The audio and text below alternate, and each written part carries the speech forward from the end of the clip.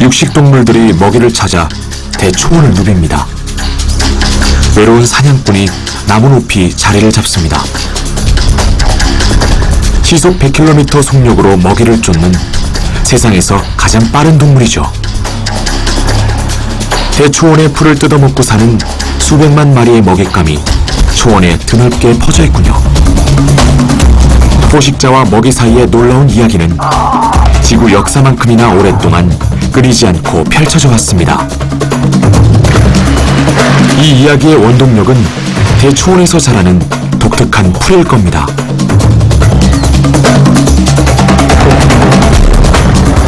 한 식물학자가 이 거대한 초원이 감추고 있는 수수께끼를 풀려고 합니다. 이곳에서는 아프리카산 거대 고양이과 동물들의 놀라운 생활이 드라마처럼 펼쳐집니다.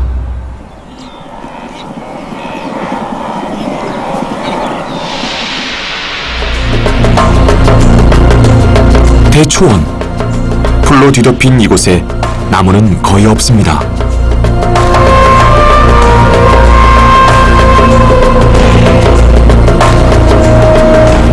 적도 바로 아래 위치한 세렝게티 초원은 탄자니아와 케냐를 통과해 동부 아프리카를 가로지르며 펼쳐지죠.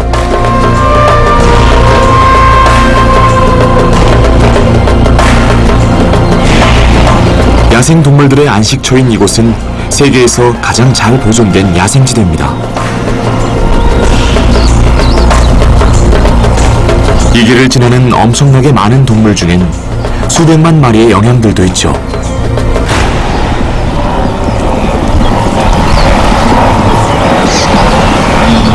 영양들은 한 장소에 머물러 살지 않습니다.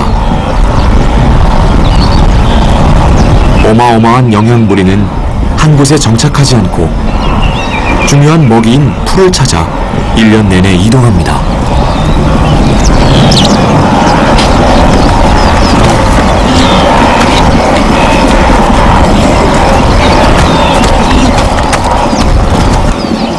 이 새끼들은 올해 초에 태어났습니다.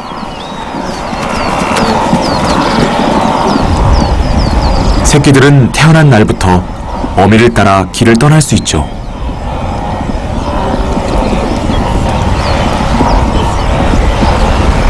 얼룩말들도 영양무리에 합류합니다.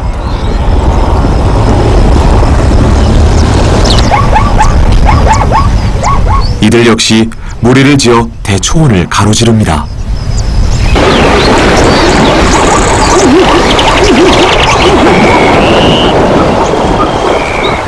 소규모 얼룩말떼가 갈증을 해소하려고 물가에 몰려듭니다.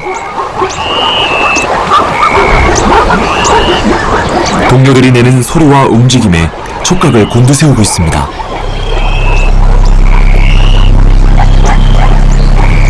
주위가 잠잠해지면 위험하다는 뜻이죠.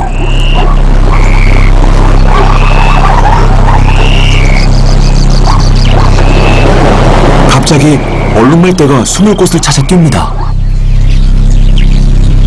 근처에 있던 수사자가 낌새를 챘군요. 사자는 대초원의 고양이과 동물 중에서 가장 힘이 센 포식자입니다.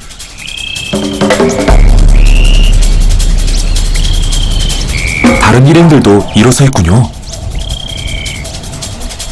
먹이를 덮칠 적절한 순간을 기다리는 겁니다.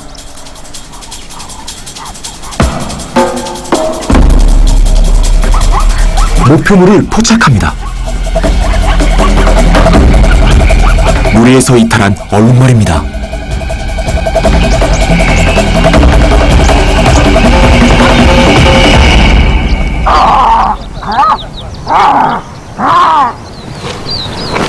초원의 일상은 평화로워 보이지만 포식자들이 어슬렁거리는 곳곳에 위험이 도사리고 있습니다.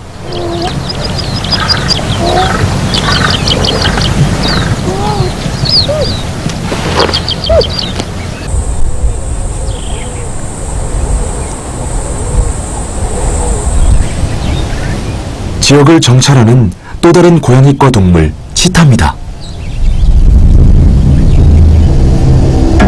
치타는 지상에서 가장 빠른 동물로 시속 100km로 달릴 수 있습니다.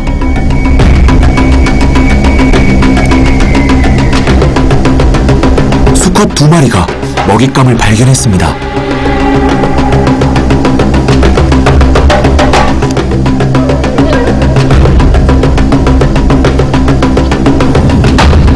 한 무리의 영향이군요.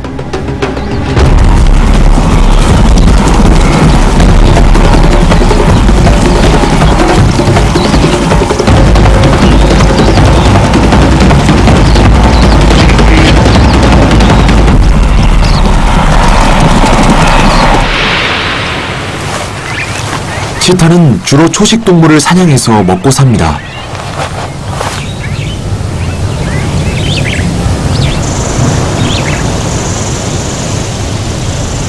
초원에는 나무가 드물지만 나무 위에서 이따금 발견되는 고양이과 동물이 있습니다.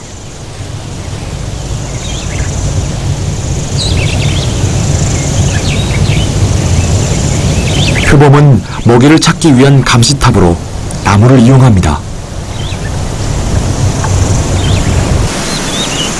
가젤 한 무리가 시야에 들어오자 살금살금 움직입니다.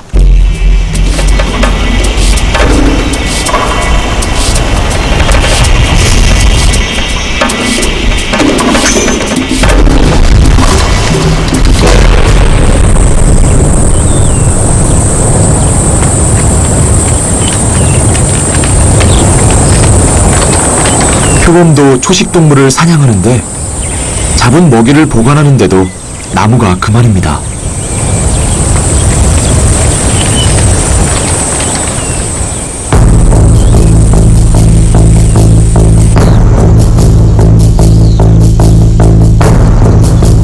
육식동물과 초식동물 사이에 영원히 끝나지 않는 전투입니다.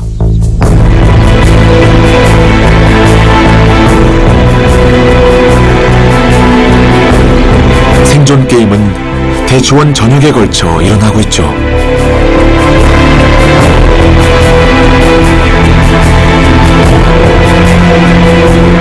끝없는 이야기는 매일매일 반복됩니다.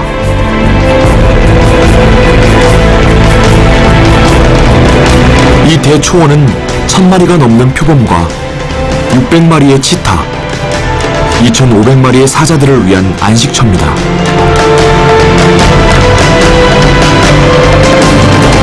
덩치 큰 포식자가 이렇게 많이 모여 사는 곳은 지구상에서 여기밖에 없을 겁니다. 엄청나게 많은 포식자들이 생존할 수 있는 건 먹잇감이 되는 초식 동물들이 셀 수 없을 정도로 많이 살고 있기 때문이죠. 영양 170만 마리가 이 초원에 사는 것으로 추정됩니다. 얼룩말 20만 마리와 가젤 100만 마리도 무시할 수 없는 숫자죠. 도합 300만 마리 이상의 동물들이 먹이를 찾아 지속적으로 대초원을 이동합니다.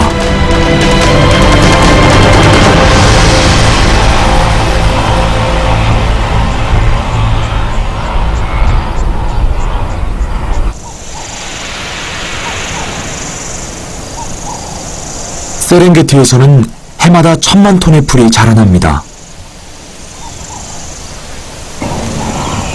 엄청나게 많은 풀이 초식동물의 이동을 부채질합니다. 풀이야말로 거대하고 끝없는 이동을 부추기는 원동력인 셈이죠. 세렝게티 대초원은 다른 평범한 초원과는 완전히 다른 기능을 수행합니다.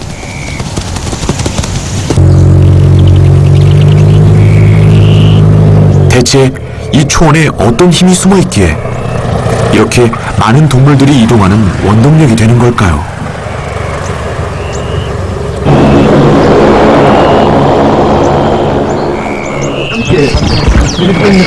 이 수수께끼를 풀고자 하는 사람이 있습니다. 오랫동안 세렝게티의 풀이 가진 영향력에 관심을 가져온 사람이죠. 비행기에서 내린 순간부터 풀밭에서 눈을 떼지 못하는군요.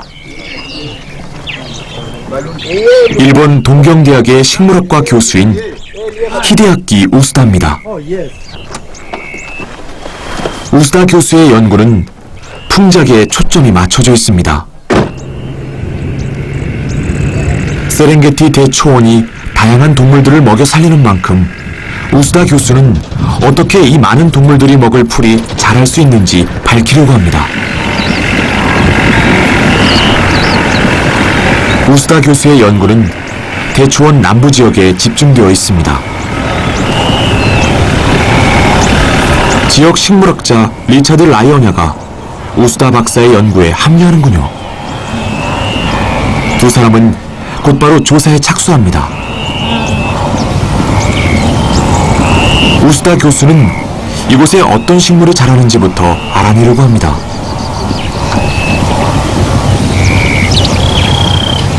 리차드는 대초원 남부 지역에서 자라는 풀이 초식 동물들이 번식하는 데 필요한 요소가 되어준다고 말합니다.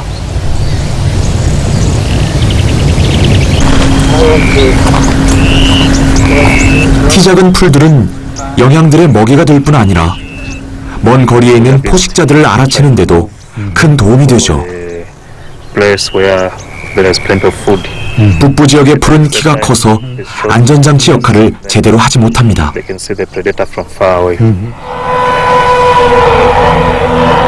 영양들이 세렝게티 북부에서 남부 지역으로 이동하는데 우기가 시작되기 한 달 전인 10월부터 이주가 시작됩니다.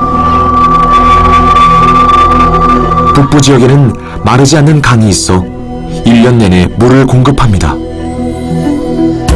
하지만 남부에는 비옥한 토양에서 자라는 풀이 있어서 동물들이 남쪽으로 이동하는 겁니다.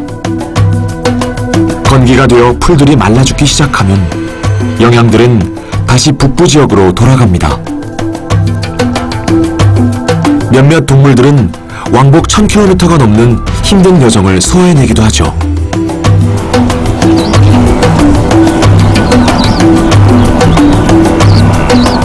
동물들의 이동이 시작됐군요. 100만 마리에 달하는 엄청난 동물들이 남부 초원에 모여들겠죠. 그동안 각양각색의 수많은 동물들이 생사의 기로에 서게 될 겁니다.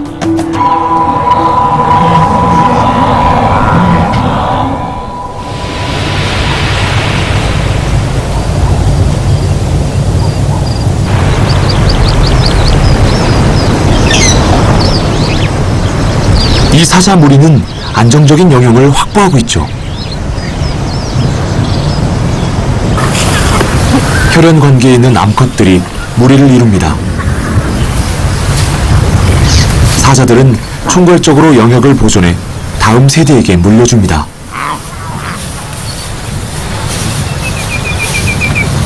암사자들은 태어나서 죽을 때까지 자신들의 무리에 머무르며 긴밀하고 가족 지향적인 삶을 영위하죠.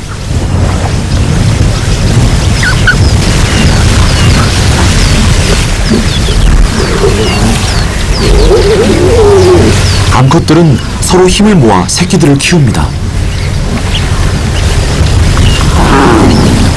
누구의 새끼든 가리지 않고 젖을 먹이죠.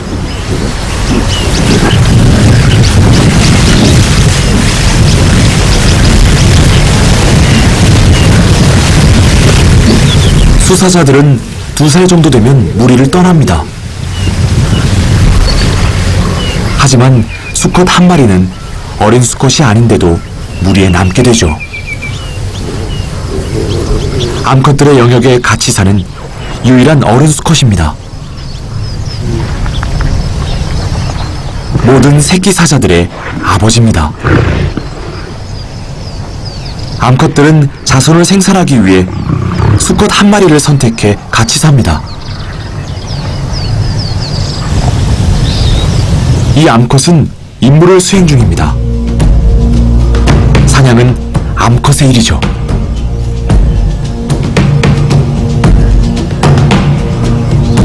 새끼들은 어미가 목표물에 접근하는 것을 지켜봅니다.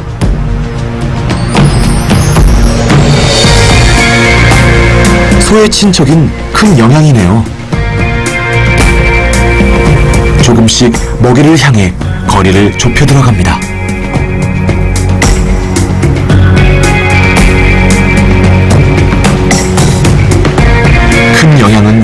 감시당하고 있는 줄도 모르는군요. 갑자기 사자를 발견하고 반대 방향으로 도망치는군요. 하지만 이건 함정입니다. 다른 암사자가 영양이 움직이길 기다리고 있었죠. 사냥이 성공한 건 협동심 덕분입니다. 나머지 암컷들이 몰려듭니다. 하지만 가장 큰 덩어리는 대장몫입니다. 커다란 수사자가 암컷들을 쫓아버립니다. 힘들여 사냥한 암컷들에게 이기적으로 행동하는군요. 하지만 암컷들은 무리를 보호해주는 수컷의 이기적인 행동을 눈감아줍니다.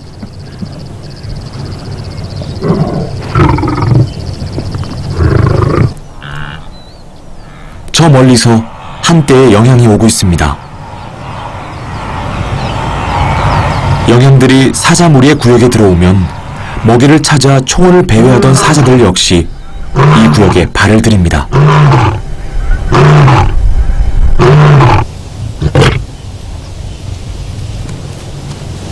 어미가 불안한지 새끼를 안전한 곳으로 옮깁니다.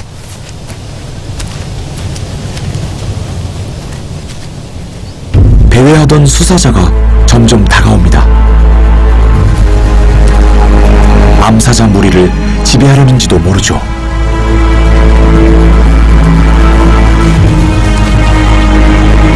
침략자는 기존의 질서를 흔들고 성공적으로 합류하기 위해서라도 새끼들을 죽일 겁니다.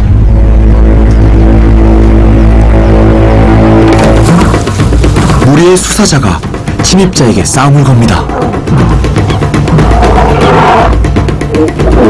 무리를 보호하는 수사자가 지면 새끼들은 모두 죽임을 당하고 수사자도 대장 자리를 내놔야 합니다.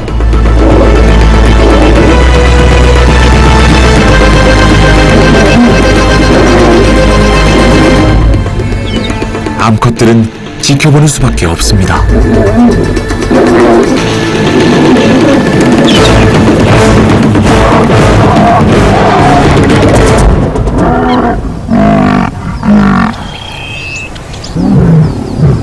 마침내 침략자가 물러섭니다.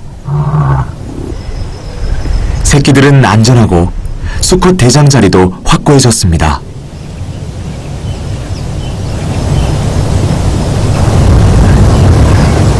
새끼를 보호할 때 암컷들은 수컷 대장의 힘에 의지하게 됩니다. 안전을 책임져주는 대가로 암컷들은 사냥한 먹잇감을 수컷 대장에게 바치는데 이 역시 새끼들을 지키기 위한 일종의 전략이죠.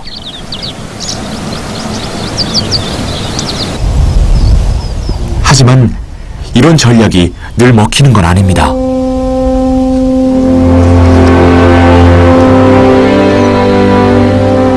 이웃 사자 무리의 이 어미는 대장 자리를 빼앗으려던 또 다른 수컷 때문에 새끼가 희생되는 걸 지켜봐야 했습니다.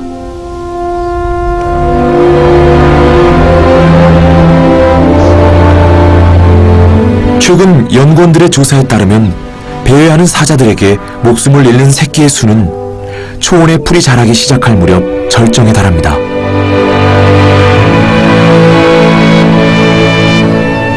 새로 자라난 풀은 영양뿐만 아니라 영양을 쫓는 사자들까지 끌어들입니다.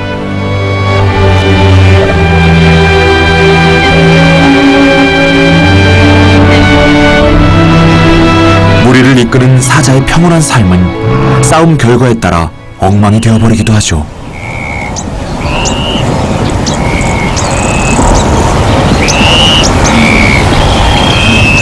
우스다 교수는 영양에 관한 현장 연구를 계속합니다. 이 지역에서 정확하게 어떤 풀이 자라는지 확인하려면 무엇보다 표본을 채집하는 일이 우선입니다. 식물 뿌리가 상하지 않도록 조심하면서 가능한 많은 식물종을 채집해야 합니다.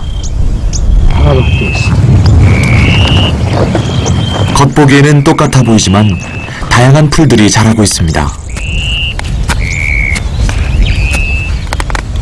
잎이 좁은 풀들이 표본의 대부분을 차지하는군요. 이 풀들 덕분에 대초원의 수많은 동물들이 살 수 있는지도 모릅니다.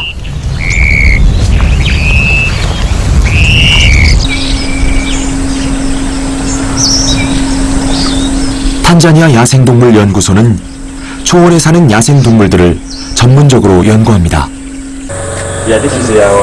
우스다 교수는 탄자니아 정부 산하 실험실에서 채집한 표본을 분석하게 됩니다. 풀의 종류는 두 가지인데 겉모습만으로는 구분하기 어렵죠. 어떤 종에 속하는지 쉽게 알아내려면 잎을 얇게 잘라 속을 관찰하면 됩니다.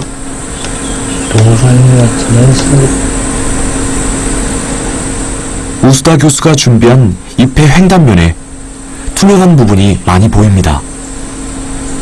이것이 관 역할을 하며 물과 영양소를 투과시키는 관다발입니다.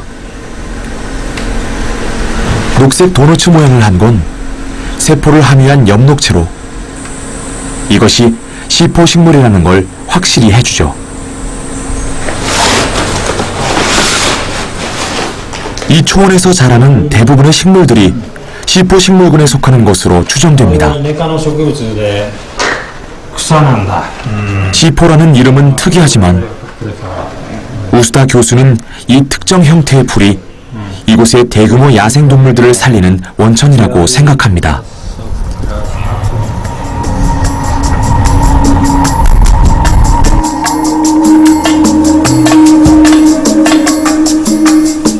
일반 식물들은 C3로 알려져 있습니다. 광합성으로 만들어진 주요 물질이 세 가지 탄소 원자로 이루어져 있다는 뜻입니다.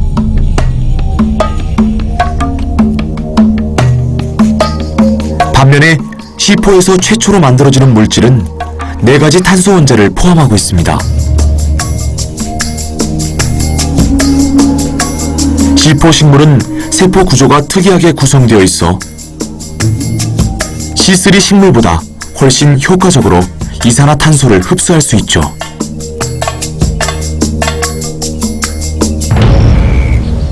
C4 식물은 강한 햇살과 적절한 습도, 높은 온도에서 일반 식물보다 몇 배나 빨리 자랄 수 있습니다.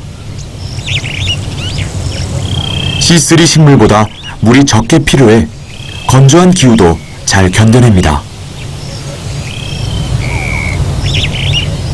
하지만 상대적으로 C4 식물은 신생종입니다. 천만 년 전 그레이트 리프트 밸리가 형성되기 시작했습니다. 거대한 두 개의 단층이 길이 5,000km, 너비 45km를 사이에 두고 떨어지기 시작했죠. 세렝게티와 주변 지역도 극도로 건조해졌습니다. 차가운 바닷물이 가스를 빨아들이면서 이산화탄소의 농도도 줄어들었죠.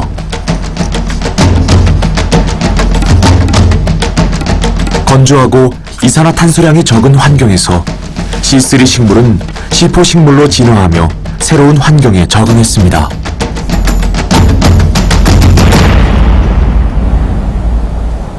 적도 주변은 보통 숲으로 덮여 있지만 세렝게티 초원의 경우는 특별합니다. 적도 부근에서는 유일하게 풀들이 빽빽하게 자라는 지역이죠.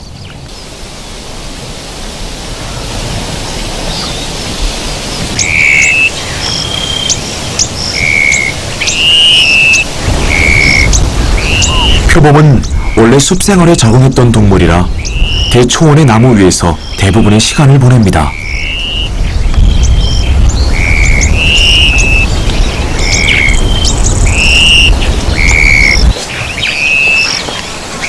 임팔라 떼는 근처에 포식자가 숨어있는 걸 아직 모르고 있군요.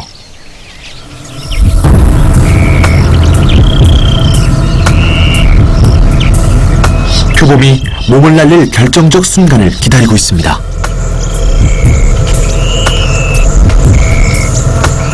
표범은 잠입에 탁월한 재능을 보이죠.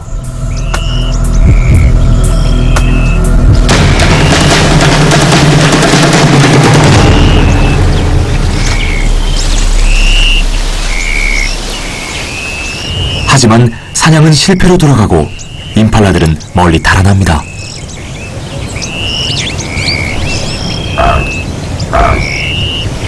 어미 표범이 새끼를 부르는군요.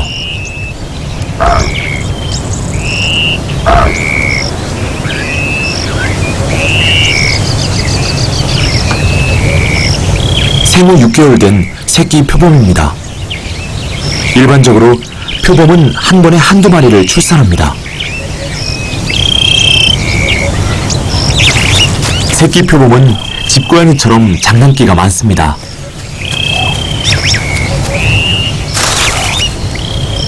호기심도 풍부하죠.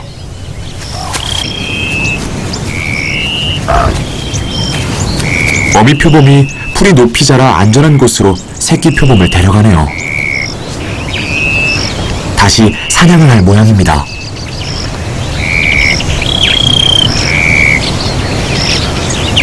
새끼 표범은 도랑에 몸을 숨긴 채 어미가 돌아올 때까지 기다리겠죠.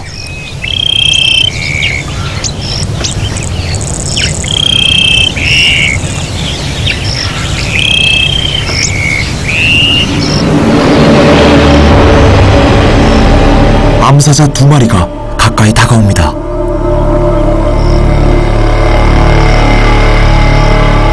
새끼 표범이 숨어있는 도랑 쪽으로 가는군요. 위험을 감지한 새끼 표범이 죽어라 도망칩니다. 나무를 잘 타는 표범이 근처의 나무 위로 피신합니다.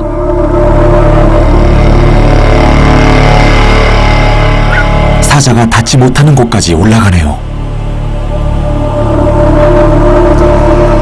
어미가 돌아올 때까지 나무 위에서 기다릴 겁니다.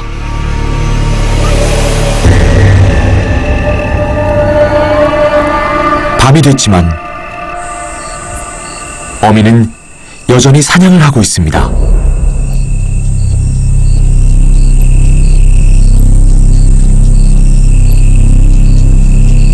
임팔라 한 마리가 무리에서 이탈했습니다. 자신을 노리는 표범이 있다는 것도 모르고 있죠.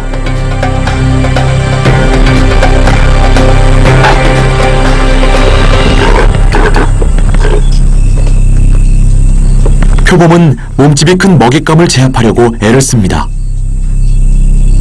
임팔라의 입과 코를 물어뜯거나 막으며 질식시키려 하는군요. 결국 성공했습니다.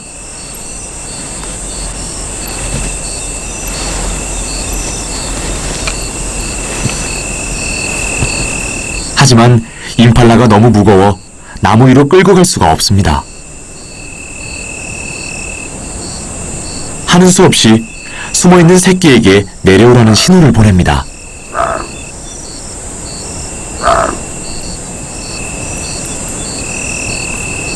어미와 새끼 표범이 상봉을 하고 어미가 사냥감이 있는 곳으로 새끼를 데려갑니다.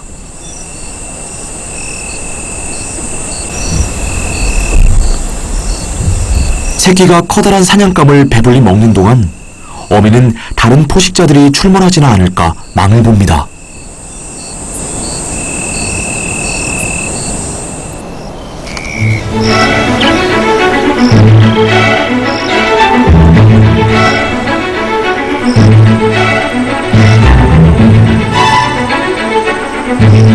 다부진 몸에 가늘고 우아한 다리를 가진 가젤은 아프리카에서 가장 빠르고 날렵한 초식동물에 속합니다.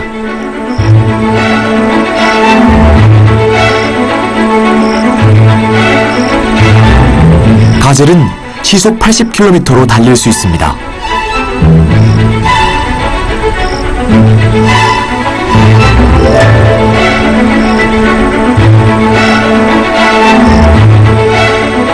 가젤의 몸이 이렇게 빨라지고 무리를 지어 살게 된 건 특정 포식자에게 받는 압박 때문이죠.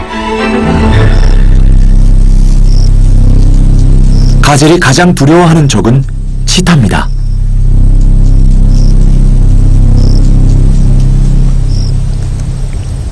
가젤이 길이가 짧은 풀밭을 선호하는 것도 치타가 접근하는 걸 쉽게 감지할 수 있어서죠. 어김없이 가젤 무리 중 누군가 육식동물이 접근하는 걸 알아챕니다.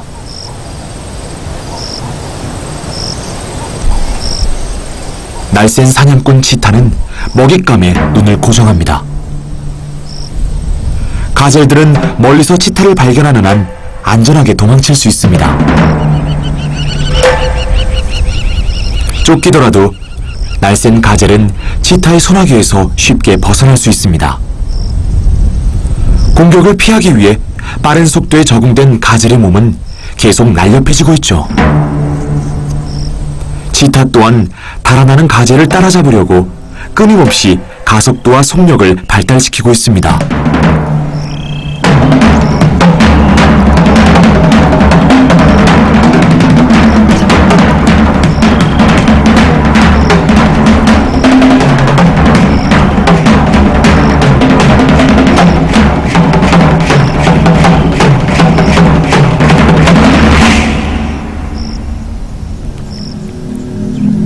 포식자와 초식동물 사이에 끝나지 않는 생존 게임이죠.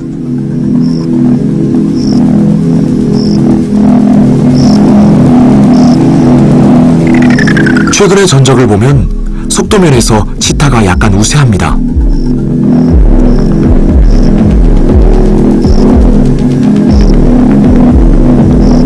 하지만 가젤이 치타를 능가하는 건 시간 문제일 겁니다.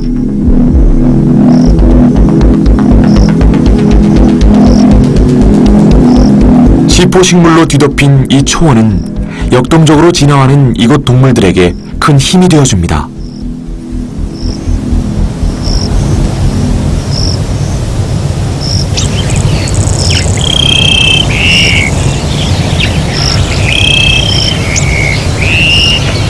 어린 치타는 타고난 유전 형질에 오랜 세월에 걸쳐 집중적인 훈련을 받으며 날랜 사냥꾼으로 변해갑니다.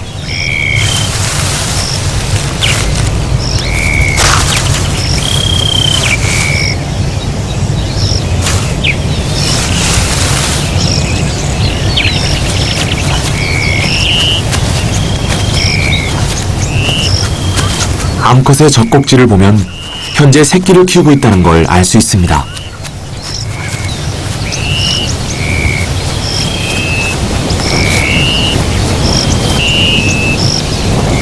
어미는 키가 큰 풀 쪽으로 접근합니다. 새끼들에겐 보다 한적하고 안전한 곳입니다.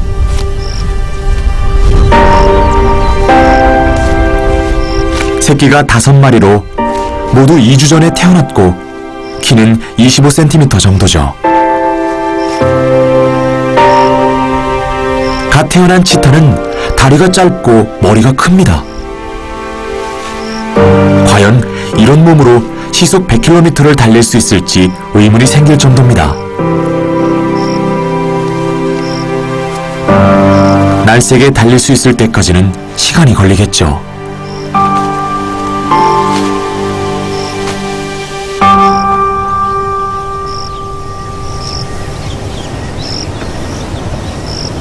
초원의 다른 모퉁이에서 어미가 좀 더 일찍 태어난 새끼들을 보살핍니다.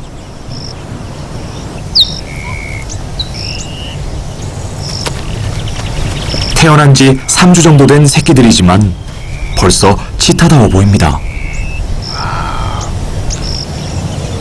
걸음걸이도 훨씬 안정적입니다.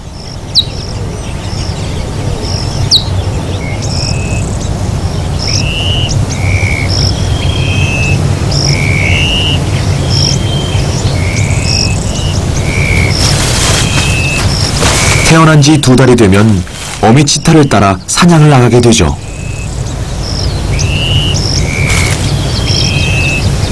하지만 장난기가 다분한 나이입니다.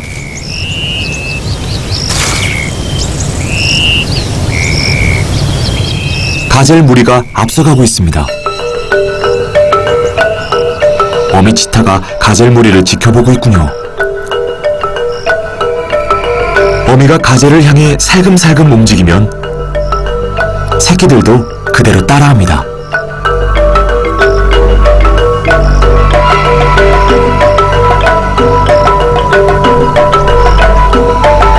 치타가 가까이 가면 새끼들도 가까이 다가가죠.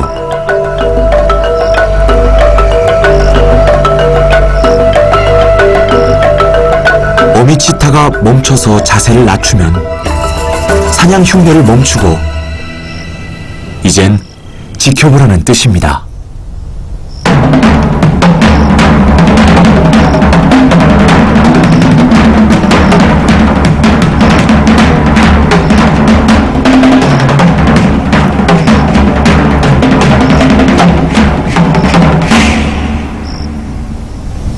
사냥 수업이 끝났군요.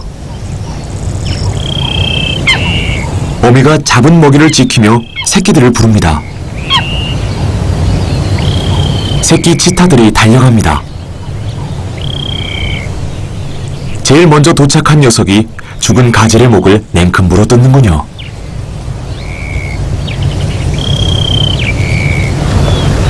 먹이는 다 같이 나눠 먹습니다. 어미 치타가 제일 먼저 식사를 끝냅니다. 다시 이동할 때가 된 겁니다. 실컷 먹었으니 오늘 사냥 수업은 이걸로 끝입니다.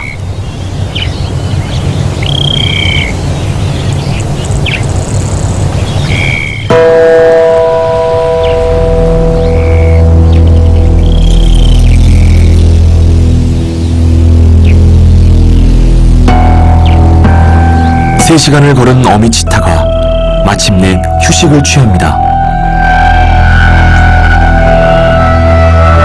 새끼들도 완전히 지쳤습니다.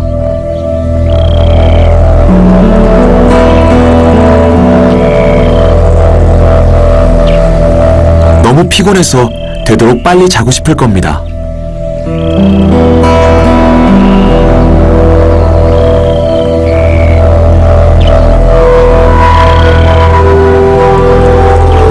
겨우 5분을 쉬었는데 어미 치타는 벌써 기력을 회복했습니다.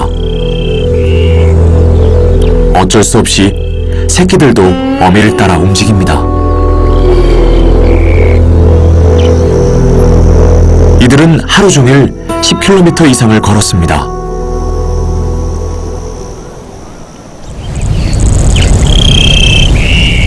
일주일이 지난 후 새끼들은 여전히 잘 지냅니다. 하루 종일 걷는 건 새끼 치타들의 신체 단련에 아주 효과적입니다. 새끼들의 다리와 뼈, 근육도 튼튼해졌죠. 날쌘 사냥꾼이 되려면 가장 기본적인 훈련이 바로 걷기입니다.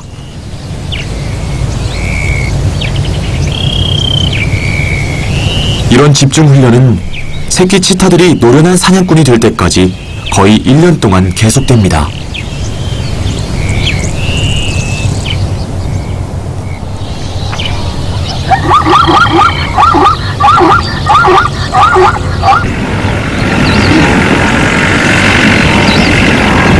우스다 교수는 연구를 계속하며 초원에서 가장 뛰어난 장관을 열정적으로 관찰합니다.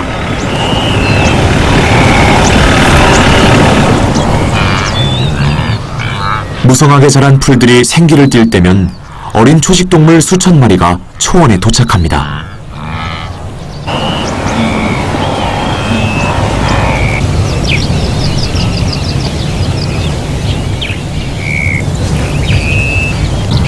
이 영양은 곧 새끼를 낳을 겁니다. 벌써 다리가 보이네요.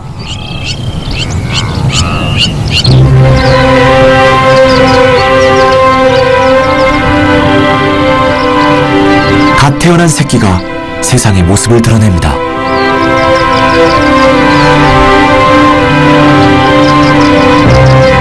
태어나자마자 일어서려고 하네요.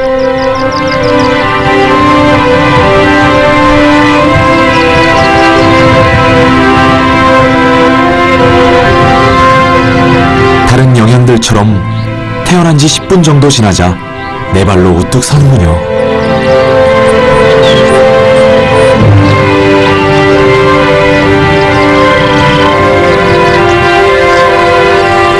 이 톰슨 가젤 역시 새끼를 낳으려고 합니다.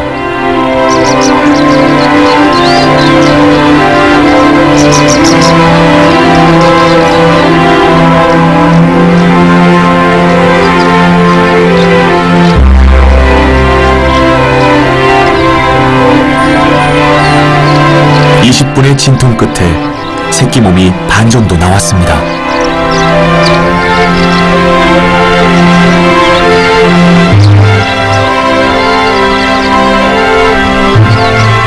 (30분이) 지나자 새 생명이 탄생합니다.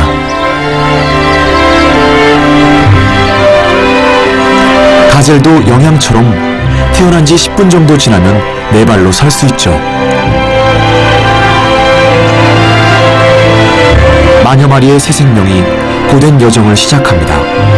대초원의 원칙에 지배되는 고단한 삶이죠. 새끼들은 태어나자마자 풀 속에 몸을 숨깁니다. 대초원이 얼마나 위험한지 잘 아는 것 같습니다.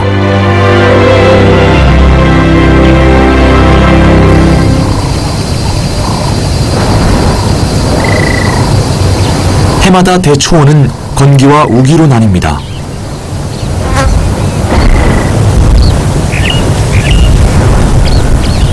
건기엔 비가 거의 오지 않죠.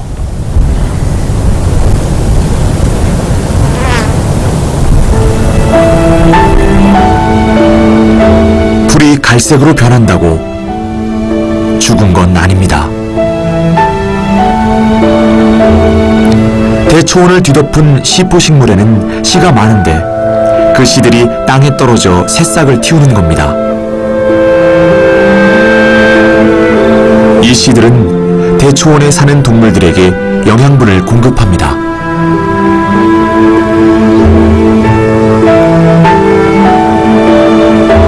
들쥐들에게도 건기는 먹이가 넘치는 계절입니다.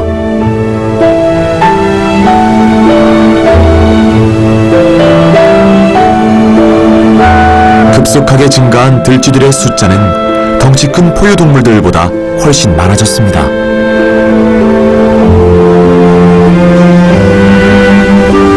하지만 들쥐에게도 천적은 있습니다. 서발 고양이는 작은 먹이를 찾아 헤맵니다. 치타보다는 작지만 몸길이 70cm로 상당히 큰 고양이과 동물이죠. 서발 고양이는 큰 귀로 쥐의 위치를 감지합니다. 이들은 특정 기술로 사냥을 하죠. 착지하는 순간 바로 먹잇감을 덮칩니다.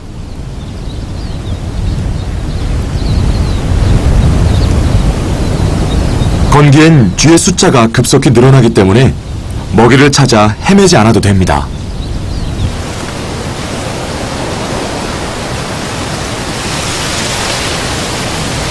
덕분에 씨앗이 땅에 떨어질 무렵엔 새끼도 낳습니다.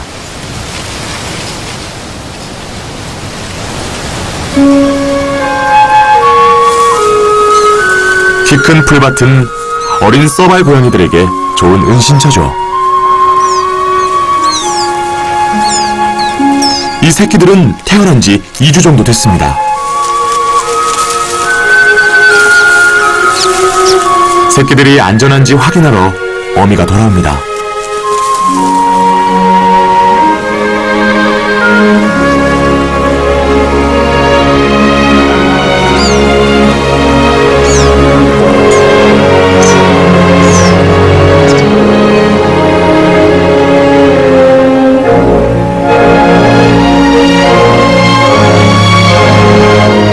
서발 고양이는 대초원을 뒤덮은 무성한 시포식물 덕에 무럭무럭 자랍니다.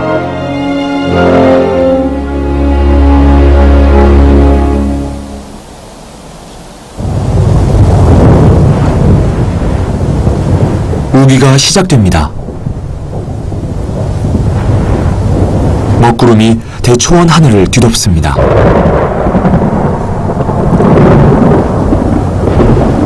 바싹 마른 초원에 비가 쏟아집니다.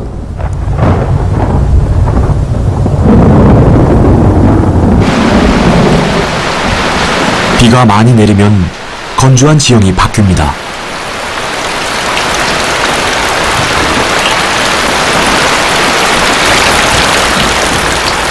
초원 전체가 거대한 웅덩이로 변하게 되죠.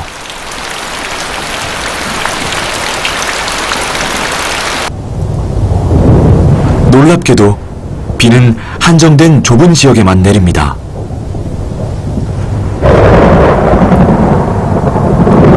수해를 입는 지역이 있어서 대초원을 따라 이동하게 되는 겁니다.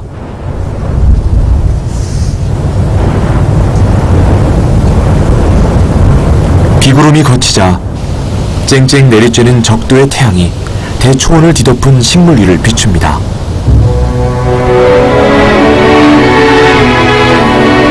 말라 죽은 줄 알았던 풀들이 갑자기 빠른 속도로 자라는 것도 이런 이유 때문이죠.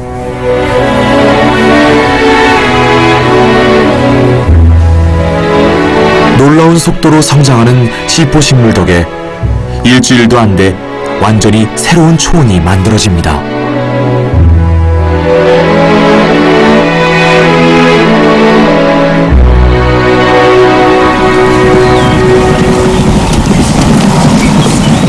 우스다 교수의 세렝게티 연구도 거의 끝나갑니다.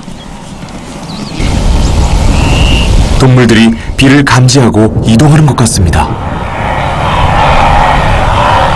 비가 내리는 지역에 도착할 즈음이면 식물들은 거의 다 자란 상태죠. 이 모든 일들이 단 며칠 안에 이루어집니다. 우스다 교수는 시포식물 자체가 가진 힘이 엄청나게 많은 동물들을 이주시키고 고양이과 동물 수를 늘리는 원동력이라고 확신합니다.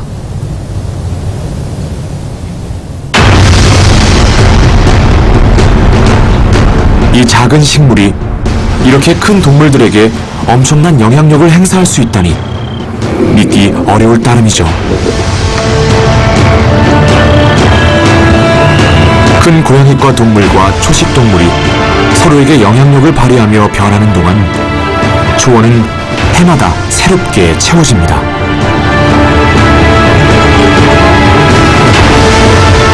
힘의 원천이 되는 이 식물이 없다면 이 지역 전체에 걸쳐 일어나는 놀라운 야생동물의 이동은 없었을 겁니다.